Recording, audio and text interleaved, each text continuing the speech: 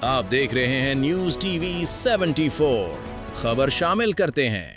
Report Shahbaz Khattak Quetta کے علاقے چمن پھاٹک کے قریب مسافر ٹرین میں دھماکے کا واقعہ پیش آیا، جس پر آئی جی سندھ غلام نبی میمن کی ہدایت پر صوبے بھر میں سیکیورٹی مزید سخت کرنے کے احکامات جاری کر دیے گئے۔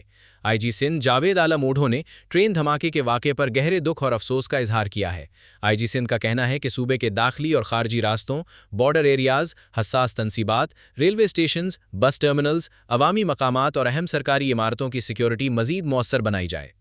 انہوں نے ہدایت دی کہ شاہراہوں اور ہائی ویز پر سیکیورٹی، سنیپ چیکنگ اور پیٹرولنگ کو مزید فعال اور مؤثر بنایا جائے، جبکہ تمام ایس ایس پیز اپنے اپنے اضلاع میں سیکیورٹی احکامات کا از سر نو جائزہ لیں۔ آئی جی سندھ نے مزید کہا کہ شہروں اور گرد و نواح میں قائم مویشی منڈیوں، بازاروں اور عوامی اجتماعات کے مقامات پر بھی سیکیورٹی بڑھائی جائے۔ انہوں نے سرحدی اضلاع میں پولیس، اسپیشل برانچ اور دیگر قانون نافذ کرنے والے اداروں کے درمیان انٹیلیجنس شیئرنگ کو مزید مؤثر بنانے کی ہدایت بھی جاری کی۔